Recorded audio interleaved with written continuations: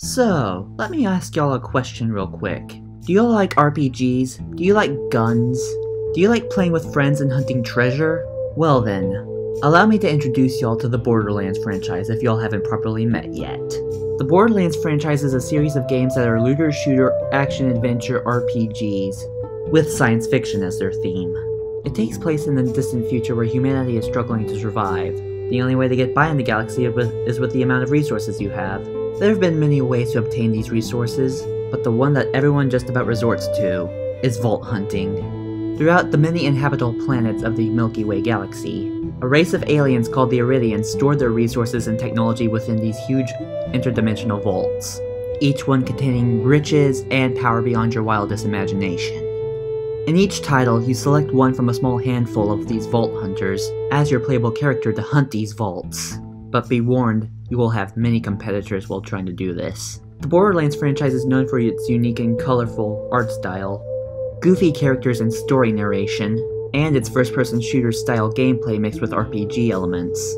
One thing it hasn't really been known for is the epic boss fights, but that all changed in the third iteration with its fully refined gameplay and design.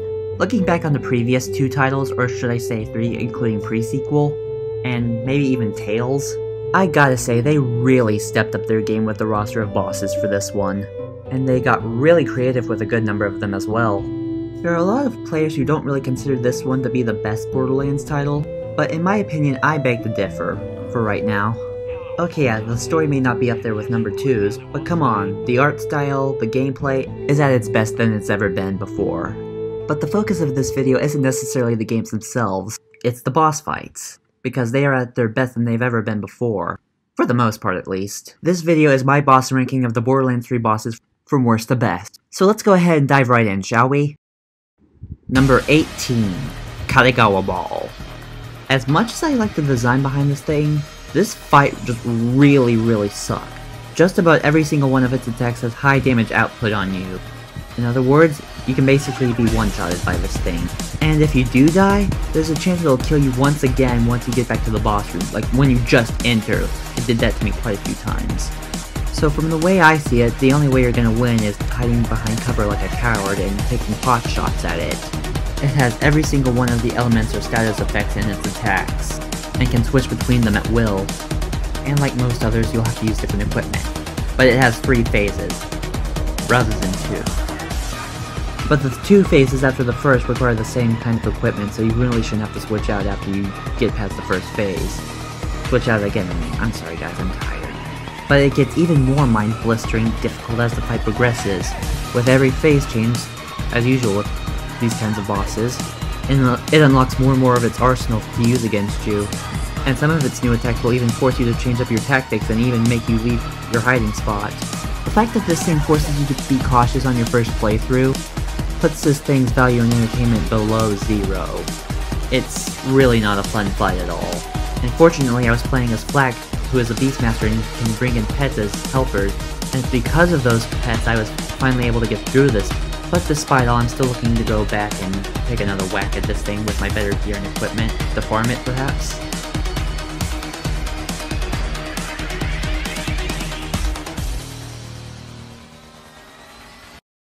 Number 17, Billy the Anointed, if he actually counts, of course.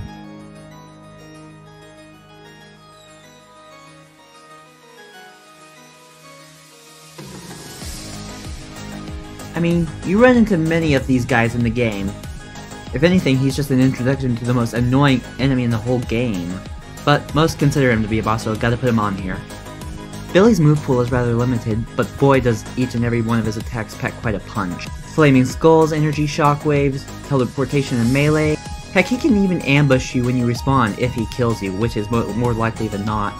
I mean, he's more manageable when there are no enemies around and he's the only one there and you can just focus on him. But still, you'll be breathing a sigh of relief when this fight's finally over. Number 16, Carnevora.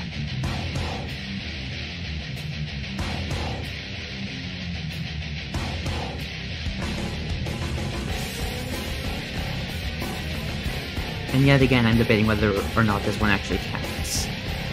But there are people that do, so yeah. It's not annoying as Billy, but it's still annoying nonetheless. Well, for one, it relies on Borderlands' weakest mechanic, driving. You gotta chase on this Mad Max-style tank in your car, with bandits chasing after you that can pretty much take you out easily, and if they do destroy your vehicle, then you have to walk all the way back to the catcher ride, wherever it may be, no matter the distance, and get it back. And also, there's no music, and all it is a boring chase, and you gotta just destroy the parts of the vehicle to get it to stop so you can get aboard and rescue Tannis. I mean, don't get me wrong, I like the design of this thing, but to be honest, it really should not have been a fight at all. But given its flaws and difficulty, it doesn't even come close to what lurks within, which is what comes up next after this fight. But we'll get to that later on down the list. Number 15, Kaligawa Jr.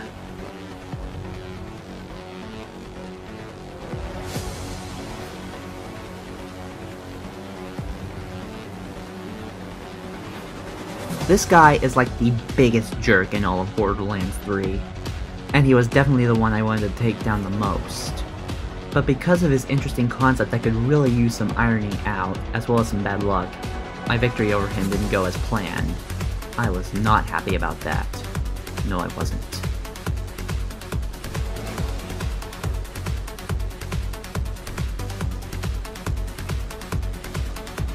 His entire fight basically consists of him duplicating himself and then jumping all over the arena. It's obvious you'll have to find a real version of him, but there's no easy way to tell, so you'll pretty much be shooting at the clones for the majority of each and every wave. I think if you're able to get past his shield, he'll change up his tactics and start coming after you himself, but that wasn't really the case 100% of the time, at least in my eyes. When you do get past his shield, he'll come after you himself, warping all over the arena and slashing at you. This phase is really no better than the first because he makes it very hard to actually get some hits in on him.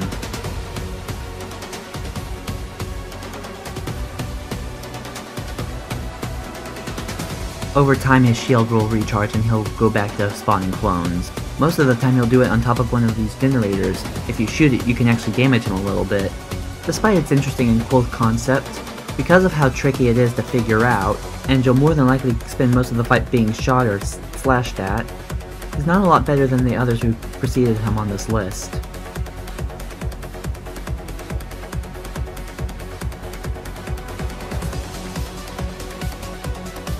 To be honest, I'm still trying to figure out how I beat him on my second try.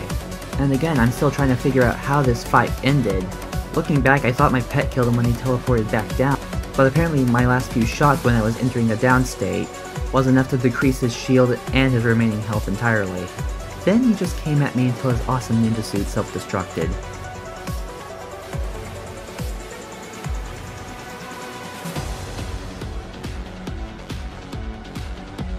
Yeah, I really don't know what to do about that, because in my own personal opinion, I prefer to end the fight walking away without a scratch, during my final blow that is. And even though I get the gratitude of Zero and Reese, who are two of my favorite characters, it just still didn't feel very effective because of how I defeated him. Also, because of his fight, it makes me want to not fight Zero at all, because his fight lays the groundwork of what Zero's fight could be, and shouldn't be, and mustn't be, due to Kaligawa Jr. having his technology and all.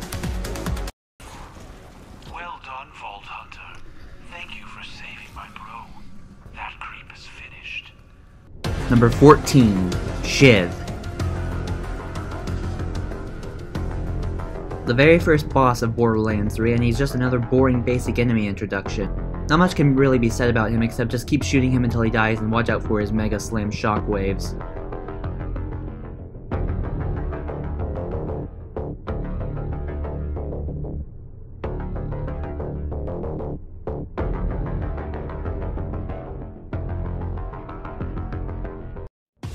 Number 13, Gigaman.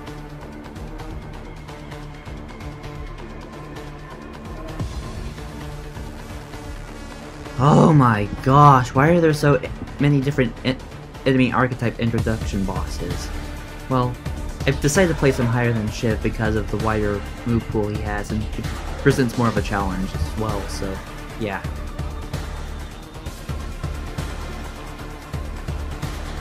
Aside from the different shapes and attacks he can use with his little floaty discs, there's really not much to him. To be honest, I think the enemies in the area provide more of a challenge than he does. If you have a shock weapon on you, just use it to burn through his shield and he'll be an even bigger piece of cake.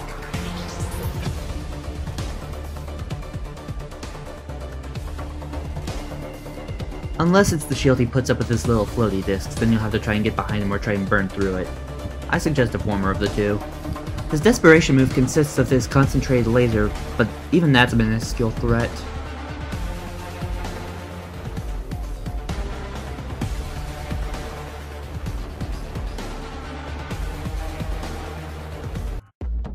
Number 12, the Warden. Yet again, from one enemy archetype boss intro to another. And he's not really anything new if you've played the previous Borderlands titles. Like all the other enemy intro bosses, aside from their archetype, he's just a basic Goliath with a different paint job.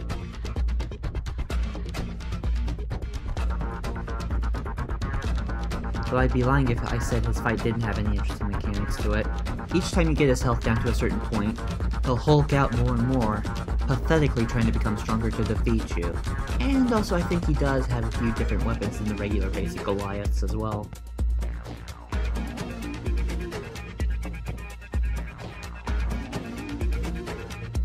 But then afterwards you get to fight an even worse version of him, known as Billy the Anointed, whom I've already covered.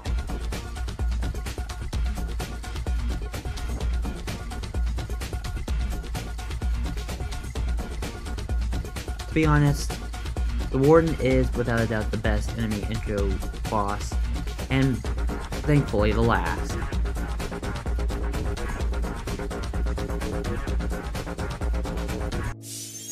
Number 11, Mouthpiece.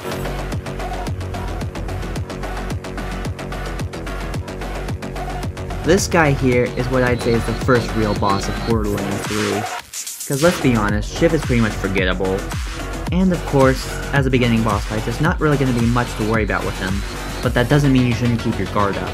Aside from his minuscule minions, his attacks consist of his energy blaster and these high-tech speakers that he uses to blast you with concussive sound. The fight itself gets a bit tedious because you have to focus yourself on him, the minions, and when and where the concussive blast will come from. But for the most part it's pretty manageable.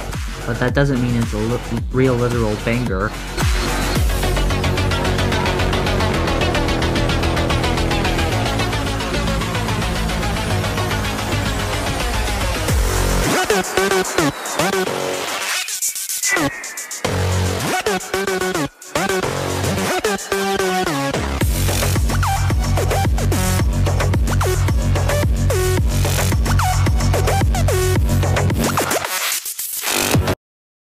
Number 10, General Troup. General Daniel Troup and his younger brother, Captain Samuel Troup, are two Malawan generals working for the Calypso twins, under the oversight of Kaligawa Jr. They are these fully tanked up mech heavies who ambush you in certain parts of the story. You meet them during their respectful sieges on Athenas and Necrodefeo. And this guy here happens to be a pathetic shoe-in for a vault monster the devs couldn't bother to create. You know, up to this point, every vault we've had to go and pillage has had a monster in it, and this is the only one that doesn't. Well, I actually could be wrong about that given that other vault on Pandora. That doesn't belong to the Destroyer.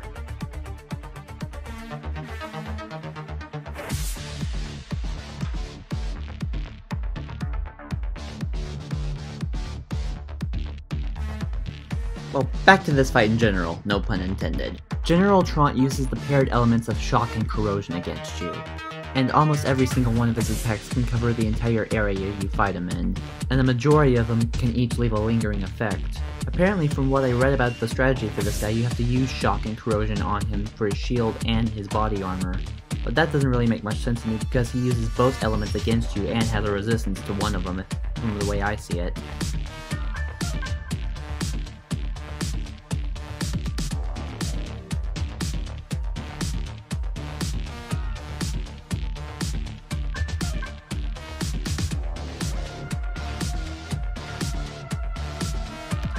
And surprisingly enough, he's a lot more mobile, and he's definitely tougher than his younger brother, whom we'll get to later on. I mean, I was fighting this guy with a full-on legendary arsenal, and my damage output on him was still average.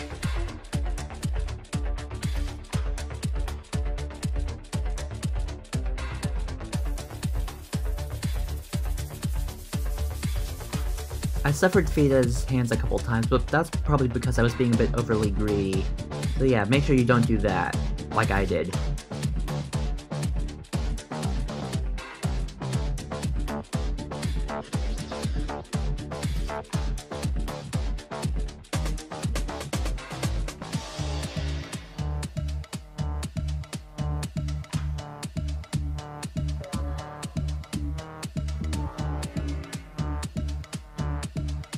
Number 9, the Agonizer 9000, featuring Penn and Teller as fictional versions of themselves, Pain and Terror.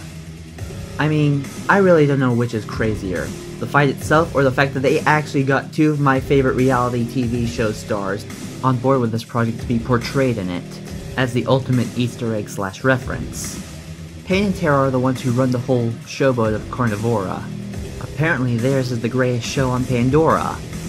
Their whole gig is this giant murder gauntlet featuring this robot that you have to try and survive against. Fortunately, there have been none that have been able to do so, and I can see why now. So let's talk about what you have to do to survive. It has these gas tanks and cannons all over its body along with its eyes that are major weak points. And of course, with it being made entirely of metal, corrosion weapons are going to work very well in the first phase. But a good chunk of the weak points are very hard to hit. And on top of that, you've got to run the gauntlet all while trying to get your hits in. Now for what this gauntlet consists of. The robot will always start out with a repetitive pattern of 3 different attacks. It will always start off with these easy to dodge saw blades that shoot out at you. Then it will choose one of 3 different versions of its flaming floor attack against you. And then it will finally attack you with either its knife, its tenderizer, or its spinning blade. The first wave of these attacks are pretty manageable, but then the enemies start coming in, and that's when you have to begin biting off more than you can actually chew, because you have to differentiate between attacking them, the robot, and avoiding its attacks. And it's very rare to get a second wind in this fight, because the boss will kill some of the enemies you're trying to kill, stealing your hopes for an actual revive. After you get a third of its health down, it'll start mixing things up by adding more and more attacks to its arsenal. And I believe this is exactly the point where everyone gets stuck at, because that's when the load of everything going on becomes too unbearable. Because it has so many different attacks and patterns now, you can easily be tripped up, make a mistake, and lose. Fortunately, you get a small break once you get 2/3 of his health down. They'll briefly shut down for commercials, allowing you to load up, heal up, all sorts of other stuff you need to do, and clear the room of the minuscule enemies. But then they come back, and that's when you hit the hardest part of this whole fight, because now they throw everything they have at you. When you finally get past their first health bar, the hardest part of this whole fight's over, but you can't kick back and relax just yet. All that's left to deal with is the iridium laser they shoot from their core. All you have to do is shoot that core, which is a lot less girthy than the actual boss, and you'll be done. You know, I really don't find this to be a bad fight at all. It's extremely well crafted, and there's a lot of heart put into it. It's just there's way too much for the average player to deal with. I would know because my frustration with this thing grew to the point to where I used a legendary shield I got from another player just to cheese through the fight. It gave me infinite health, and I was able to finally take it down thanks to that. I'm not proud of doing that, but I was just really getting tired of this whole ordeal. And when you finally do down them, you get to see something really awesome involving Tannis. She is able to use the iridium core you destroyed to power herself up, revealing her true form to all. Number 8. Captain Trant. This guy, for me, is where the real Borderlands boss experience started. Minion enemies? Check. A health pool that requires a good amount of time and patience to take down? Check. Unique attack patterns with some bullet hell style involved? Check. Unlike his brother, General Daniel Trant, before him on this list, Captain Samuel Trant seems a lot more organized. He's not all over the place with his movement or his attacks. But the brothers definitely do share qualities in their attack patterns. But again, unlike General Trant, Captain Trant uses different elements in his attacks. Instead of shock and corrosion, he uses fire and ice. And even though he does seem a little easier than his brother, he still provides a hefty challenge. Just like before, make sure you are constantly moved out of his attack range, and attack only when you have a clear opening. To be honest, I think on both bosses, their shield has a lot more girth than their actual health, because once you take it down, their regular meter just basically melts. And once again, like his brother, this is definitely where shock and corrosion elements will work to your advantage on him. Also, I'm not entirely sure how many of y'all realize this, but looking back through my fight with this guy, I realized that you could actually take out his orbital elemental balls. Yeah, those can be a major problem if you don't keep a close eye on them, so make sure you do that. Also, I kept getting a second win for some reason, even though I didn't kill any actual minion enemies. I don't know if that was because my pet killed one of them, or if it's because I did enough damage to him while being down. Overall, I think the Troup boss fights are some of the best in this game, and this guy here is the definitive experience you have with them.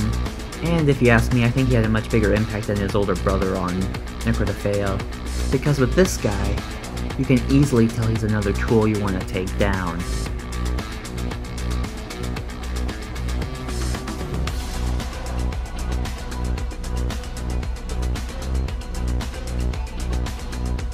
Number 7. Genevieve.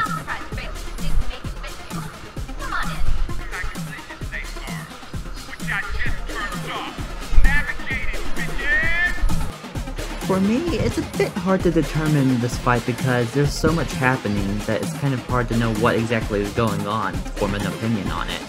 But still, I had a lot of fun with her, and her fight was pretty awesome, so yeah, I'm decided to place her here. You meet Genevieve when you're looking through the Jacob's Family Star Cruiser for the third and final vault key. No wait, it was the second one, my bad, I'm sorry. She is the evil combat AI of the two that were aboard the starship. The other one is Balex, who works with you and helps you take her down to find the final vault second vault fragment. I'm sorry guys.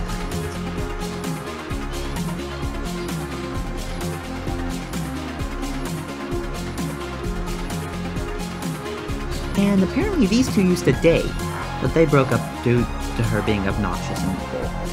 When you finally meet up with her in person, Balex teams up with you in his own personal mech to take down her alongside you.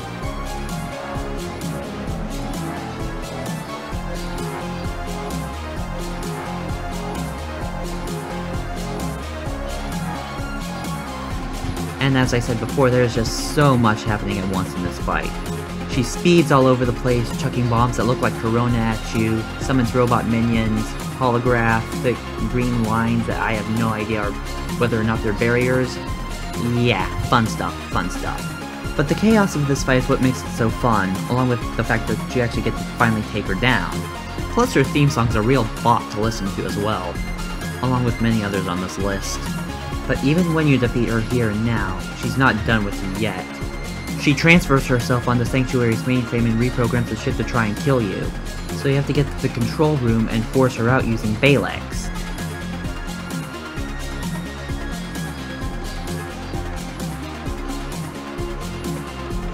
After that, she's imprisoned on a hard drive forever. And then you give it to Marcus hoping for some reward, but then nothing happens and you have no idea what's happened to her to this day.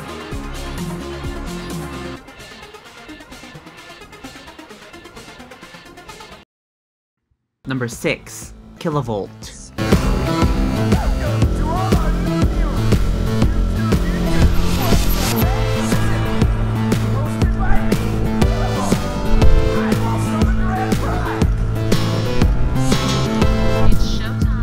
This guy's like the only major optional boss in the main game.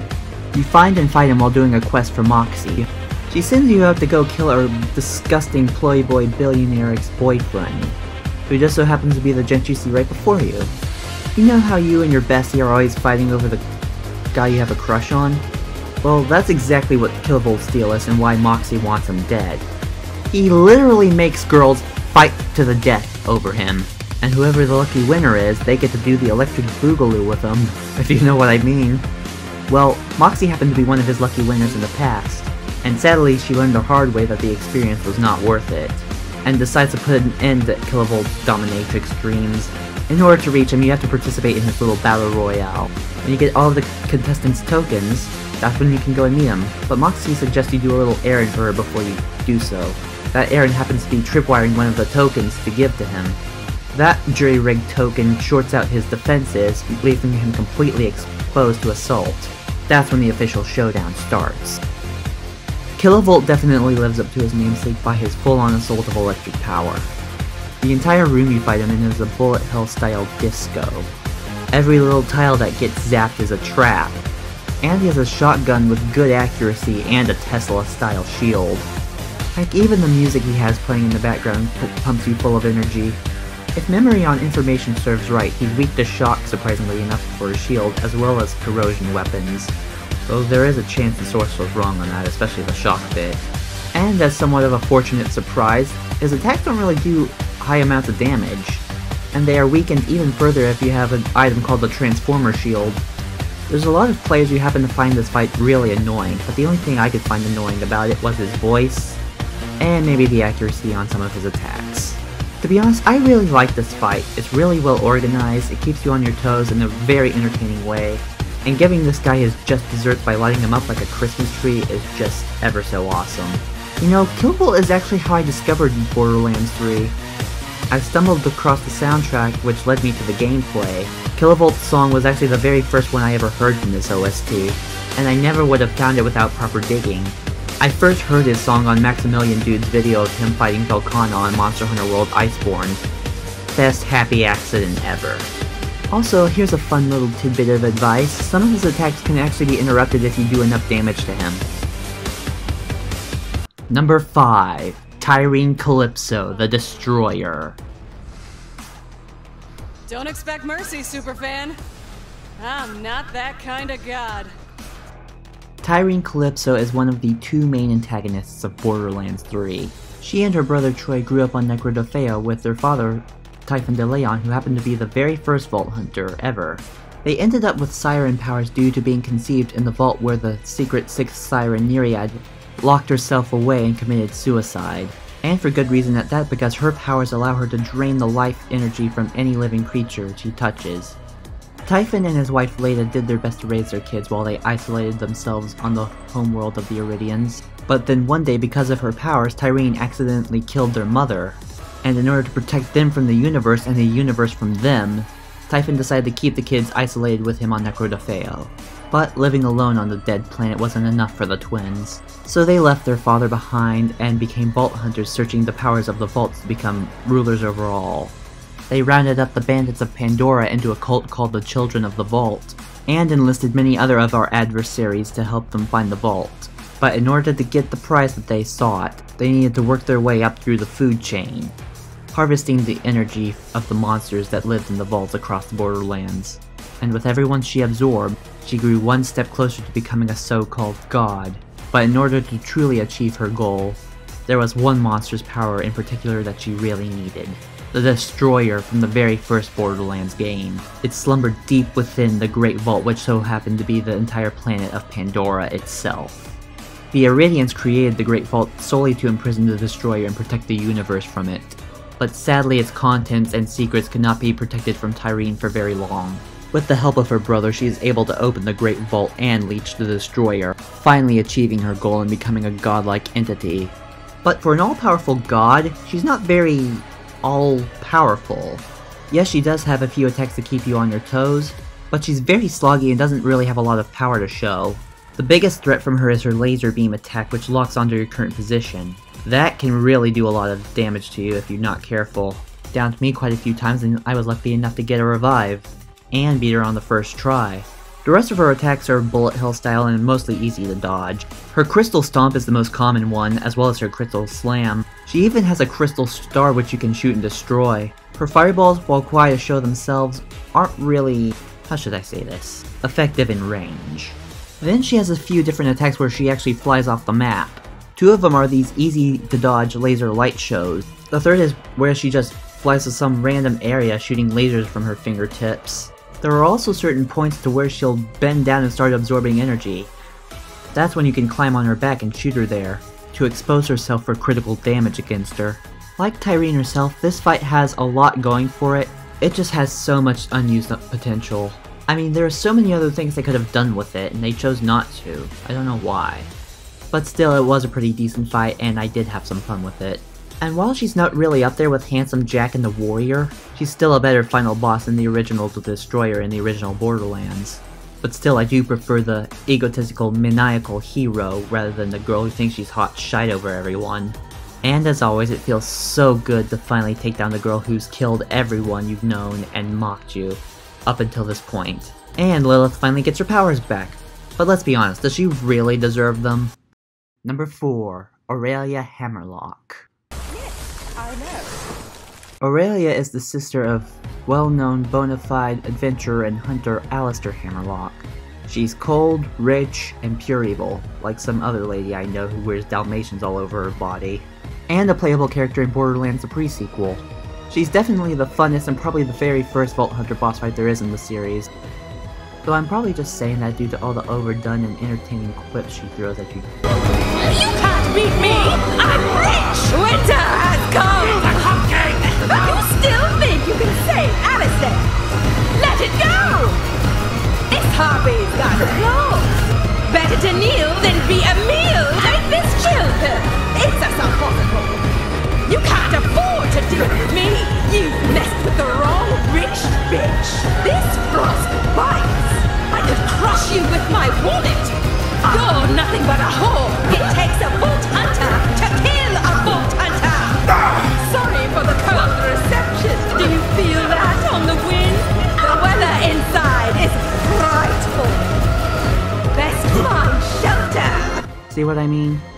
Well, anywho, Cruella de Vil has plenty of ice attacks to keep you frozen in your tracks. The only way to alleviate pressure from her and her minions is to fight from a distance. Every time she gets close to you, run to the other edge of the arena and resume the cycle of attacking her. Fire weapons will have a big advantage in this fight as well as shock to get rid of her shield. Every time you literally light her up, she starts howling like a monkey on coke, and I think splashing water on her as well would have the same effect. Now we finally get to talk about what I've been looking forward to talking about in this whole list. The Vault monsters. Starting off with my number 3 entry, the Grave Ward.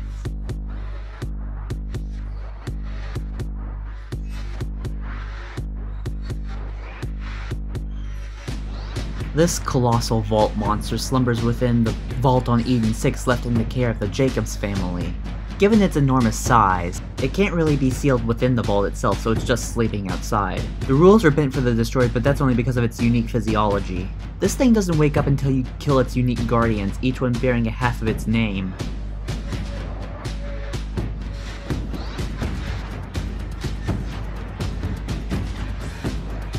Once both guardians are dead, that's when you begin the epic showdown with this giant oversized pile of detritus. The Grave Ward has an average sized pool of slow-moving attacks, slams, sweeps, stabs, and even solar beams. Some of its more interesting moves is where it tilts the arena, causing you to slide off and then spews corrosive balls at you.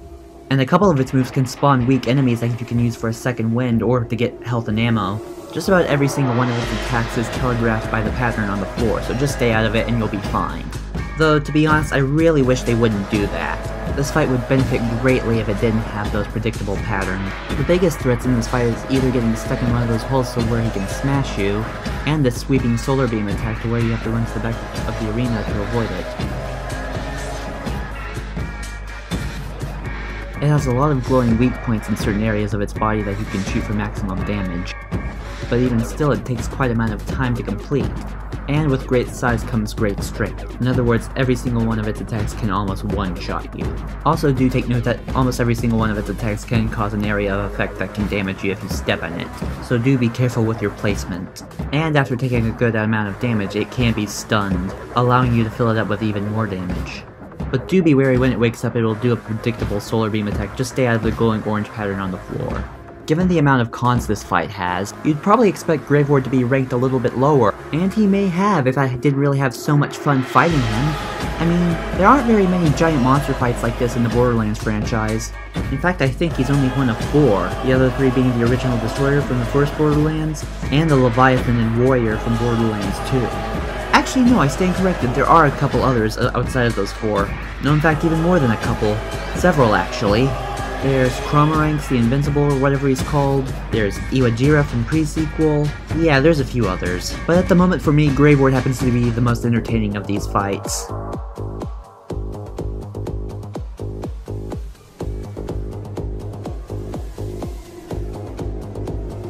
Oh, back to mechanics. When he does tilt the floor, all you have to do is jump to stay on it, and make sure you position yourself in between the corrosive balls to avoid damage.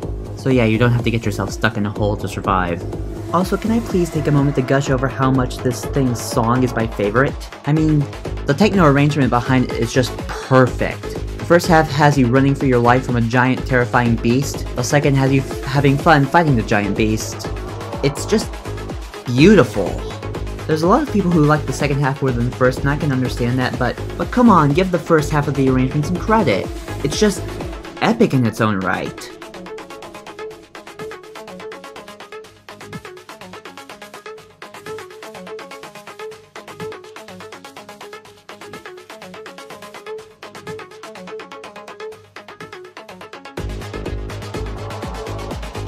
In fact, everything about this encounter is perfectly epic in its own right. The setup, the build-up, the fight itself, despite its lack of any real challenge. Okay, there is some challenge, because it does take a bit of effort to dodge its attacks. The music, the design of the monster, everything. Though, however, there is another small gripe I have with the music. The second phase half doesn't start playing until you're like 2 loops into the first. It should at least be when the boss hits like half health or something.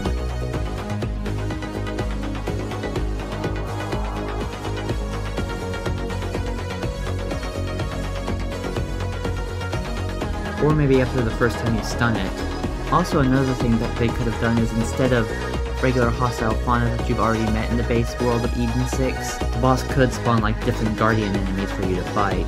But everything else was just absolutely excellent, or at least pretty good. Another one of those things would be the environment you're fighting it in. You're fighting this thing on an actual floating tomb, and if you're doing it at the right time of day that is, then you have a perfect view of the spacey starry sky of Eden 6, with giant trees and rock formations in the backdrop. There's really a lot to love about this place. In fact, Eden 6 is probably my favorite world out of all the worlds here in Borderlands 3. It's a naturally awesome place to visit, aside from all the hostile flora and fauna. It's quiet, shady, lots of big trees, my kind of place.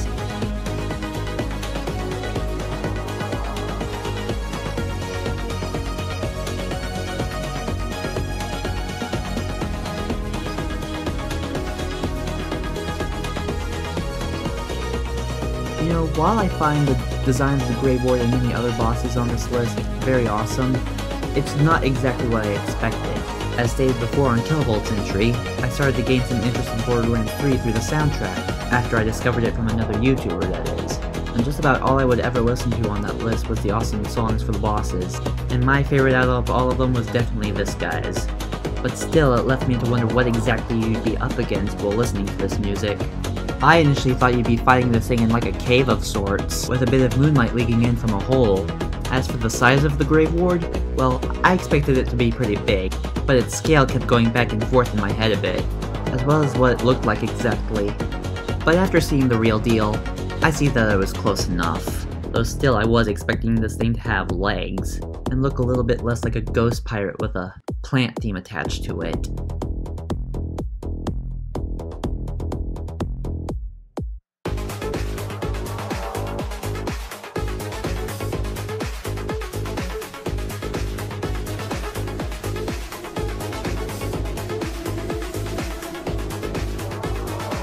This fight really shouldn't take too long as you keep hitting it in the high damage areas, so when you do defeat the Grave Ward, you can expect Tyrion Calypso to show up and absorb its power. But luckily for us, Tannis has a plan for that. She uses her experimental science technology to take it off the menu, leaving the bratty little hip punk vampire to forego dinner. And then we have to hear the twins whine and complain to us on the phone. I mean, come on guys, you already had one Vault monster, and it's a lot more powerful than this one or even the Destroyer later on down the road. Sorry, but we really don't need you having all that awesome power to yourselves. What the actual dick? Did you just kill the Vault monster for real? Yep. Come on! Now there's no point in any of this! I'm so hungry! Ha I guess I don't know, leech a pile of tinks? They're like popcorn shrimp, but more screamy. You guys really suck, you know that? Totally uncalled for. Number 2, the Rampager.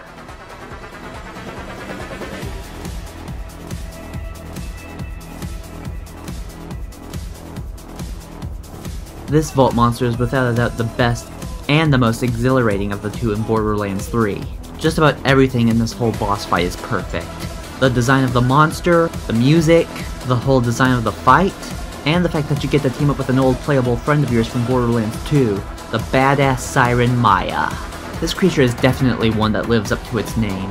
A hulking average-sized alien that's a cross between various animals like a gorilla, bear, and even mythical ones like a gargoyle or dragon, but it only shows those appearance traits in the later phases of the fight. It shares quite a few mechanical traits with the others on this list. It's chaotic, it's fun, it's all over the place, and there's just so much going on at once. But in a good way, this time. The beast itself starts off pretty basic with some spits, some ground pounds, some charges, and some swipes. And every single one of its attacks has a high damage output on you, so do your best not to get hit. Also take note of the fact that the beast can be stunned if you do enough damage to it, allowing you to get even more hits in.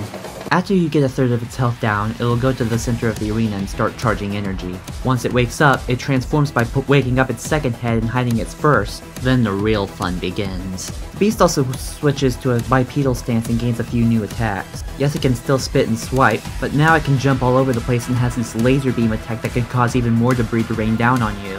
And it also switches elements. It goes from utilizing radiation to utilizing corrosive. And there may also be a few guardians for you to deal with as well.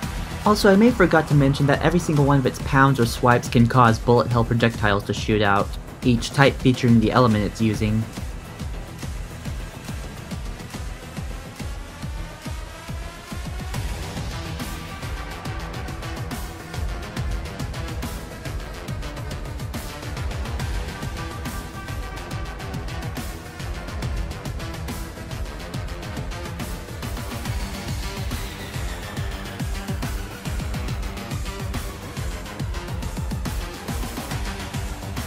Once you get its health down another third, the beast transforms again, this time growing wings. Also, I guess it's worth noting that every time it does this, there's these little energy balls that start zooming towards it. I really don't know what they do for the beast, but Maya tells you to shoot them, but you can't really get them all, so I don't know.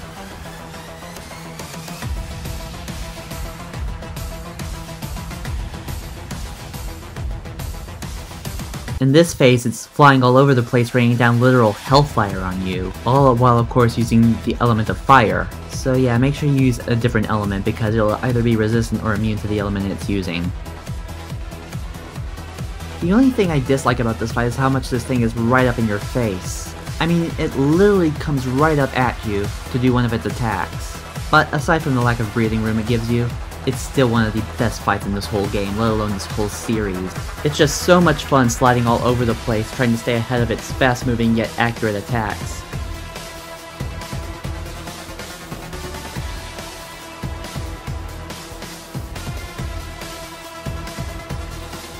It is the definitive version of what it means to be a Vault Hunter in the Borderlands series. As long as you know what you're doing, you really shouldn't have too much trouble. Just keep moving, slide away, or even jump over some of its attacks. The debris is not really much to worry about, and if you get downed, don't worry, Maya's there for you and there are some guardians that you can take out to get a second wind.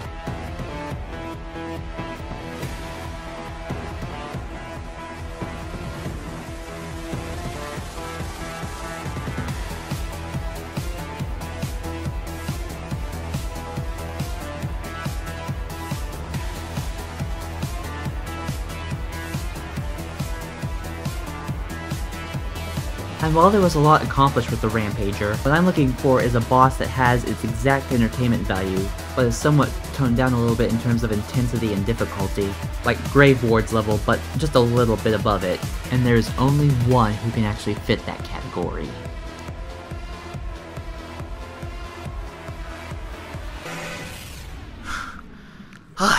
Yes, this is what it means to hunt.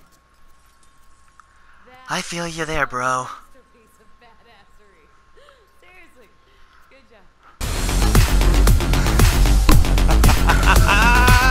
Been waiting for this, Vault Thief! Number 1. Troy Calypso. Unlike his sister, Troy brings a whole lot more to the table, despite supposedly being the weaker of the two twins. He has phase leech siren powers like Tyrion, but can't really use them to their full potential. It's very questionable how he got these powers in the first place because the sirens are all supposed to be female. I don't know if it's just because they're twins or if it's because they were actually conjoined at birth. Sadly, the gift of his powers was also somewhat of a curse, as he constantly needed life energy from his sister or any other siren to survive. But as the twins get closer and closer to their goal, Troy starts to become a little bit more independent rather than relying on his sister after he absorbs and kills Maya.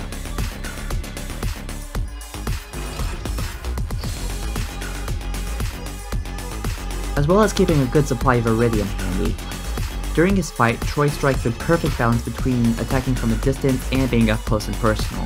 He'll occasionally come at you himself with his sword, but the majority of his attacks consist of these energy balls you have to dodge, and meteors in the later phase. He also has a couple others where he shoots at you and uses his giant mega sword slam on you, but both are extremely manageable. There are also these intermittent phases to where he'll fly off and start getting energy from his sister. In order to get him to come back, you've got to destroy the source of his power by destroying the glowing cubes that are feeding it. Also, don't worry about the purple waves that come out from behind you, they don't really seem to do anything. You know, it's very easy for me to say that Troy is without a doubt the best boss in all of Borderlands 3. He's a perfect mix of the previous two before him. But still, he had so much potential to be more than he is now. As a character, that is. You know, ever since they started working toward their dream, Troy has lived in Tyrine's shadow. She's always gotten everything while trying to achieve their quest, and he's always just sat on the sideline. Just listen to what he says here. This is awesome. We haven't really had a chance to get to know each other, huh? And Ty's been doing most of the time. Yeah. She does that, right? And she's the center of the galaxy, and the rest of us just sort of orbit around her. But things are changing. Look at me! I've never felt this good in my life! Woo! What is this? What is this? Your siren friend? What's she have? With this power? Stars out of the sky. You know, Tyreen says we should let you keep playing along. Yeah, a little competition gets our followers all riled up. But I'm not one of them. No, not anymore. And then, sometime later, he gives you a little rundown of their family history. And that's when you kind of start to really feel for him a little bit. Just take a listen to the conversation you have with him when you're going to rescue Clay's friends. You'll have to excuse Ty. She's not used to sharing the spotlight. See, when we were growing up, our parents never let her out of their sight. Tyrene would do anything to get her hands on. Then our mom died. That one's sort of on Tyrene. After that, our dad decided we could never leave his side. He never said it, but he saw Tyrene as a monster. I was just a freak, by the way. But we left him and came to Pandora. What that old turd didn't get is that these days, Blake echoes a star. You know, the Devs could have done a lot for Troy if they actually made him betray his sister, and he would have had every reason to. But then they decide to abandon that setup and go back to him being her supposed equal. But still, by defeating him, you finally avenge Maya. If it really means anything, of course. But regardless, they did a lot for Troy in terms of his character and his boss fight, which is why he's number 1 on my list.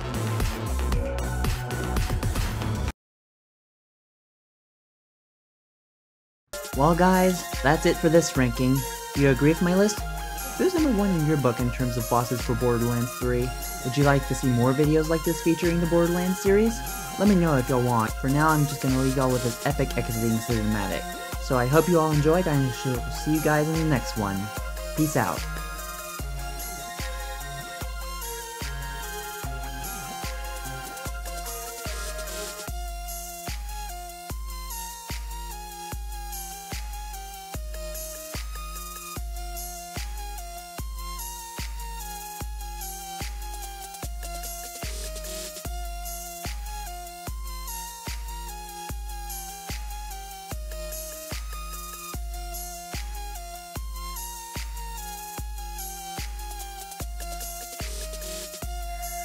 Where do you want to go?